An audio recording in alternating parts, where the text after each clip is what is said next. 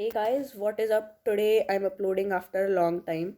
This is because I was busy doing other stuff except from YouTube. So now I'll post regular videos every month. So let's start today's video.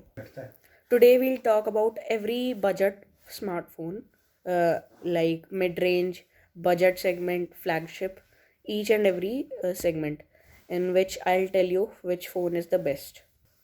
So first segment is the 0 to 10,000 rupees segment. Straight up bang, I recommend you the Micromax in Note 1 in 1B. It comes for a price of 6,500. It offers you 3 GB, 32 GB, and 4 GB, 64 GB. Um, I guess it has a very good processor, Helio G35. It is nice for its price. It is actually gaming optimized. That's why I'm telling you to buy this one. Second, if you are a Deshbhakt, then you must prefer it because Micromax is an Indian company. I also recommend you the Redmi 9 Prime. It comes for 9 to 10,000, I guess, and it offers you four cameras, a Redmi branding, and much more. The next segment is the 10 to 20,000 rupees segment. In this, first of all, I would recommend you the Realme Narzo 20 Pro. It has the Helio G85. It is better than Snapdragon 730G in and 732G in Poco X3 and Realme 7 Pro. That's why I'm recommending it to you. It offers you 8 GB, 128 GB in 16,000 rupees. Realme 7 Pro is also a good option, but its price is a bit more. It is 20,000, 6 GB, 128 GB. These both Narzo and Realme have 65-watt charging, which is very nice. That's super nice. And another phone like to recommend you is the Moto G5G. It is 21,000, but you can buy it for less from because of certain offers on Amazon. It hasn't launched yet. It would launch soon. Third is the 20 to 30,000 rupees segment. The best option is the Nord, yeah, OnePlus Nord, 12 GB, 256 GB for 30,000, 5G, 765G processor of Snapdragon, much more, AMOLED 90 Hz, everything you need. The takeaway is that it's 30,000, 29,999, and you find 5G phones for cheaper as well. By saying cheaper, I mean the Redmi 10i. The Mi 10i is the 22,000.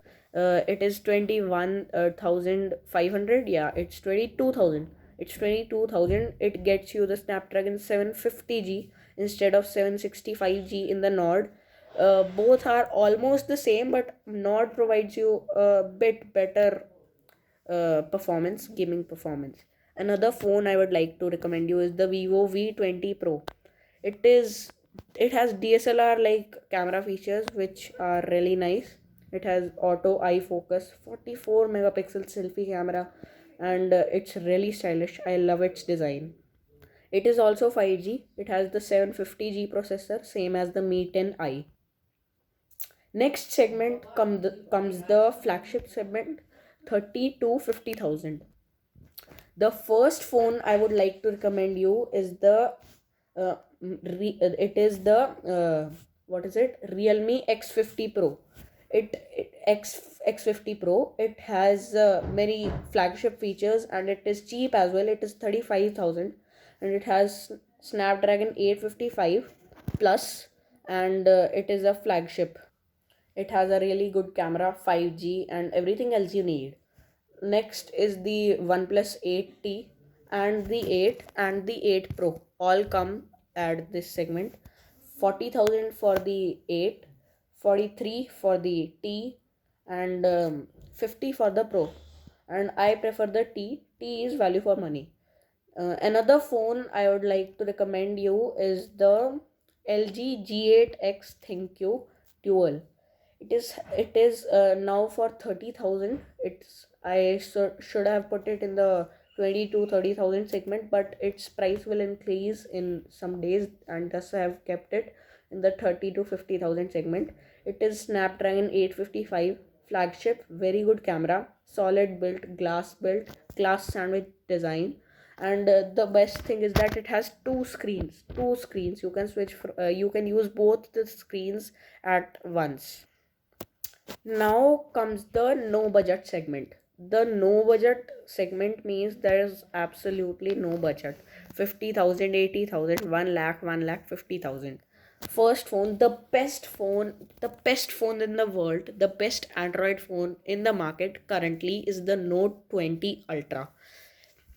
50x zoom, 108 megapixel camera, 1440p, Quad HD plus, 120 Hz, curved display, S Pen, One UI 3.0, laser eye autofocus, and Samsung's very own DeX mode.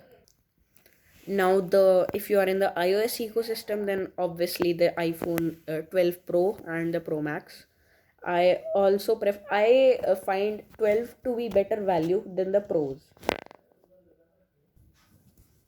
Another phone is the Z Fold 2, Samsung Galaxy Z Fold 2. The Z Fold 1 was just a concept that Samsung just launched as one of their tactics to earn the market, to make people know that Samsung can't do anything. But the takeaway was that there were many problems in it. Its screen was broken. It has many more problems. Now the Z Fold 2 is a big upgrade. It has all the problems solved. The only take is the its price, 1,50,000. Snapdragon 865 plus a very big screen and a secondary screen. There's one problem I find, that when you switch from the outside screen to the inner one by unfolding it, first you are experiencing a AMOLED 60 hertz display, and secondly, when you unfold the phone, you get a 120 hertz Quad HD plus display. So you might feel the difference using the two. Thank you everyone. The video is over, and I would like you to share it, subscribe to my channel, and tata, bye bye.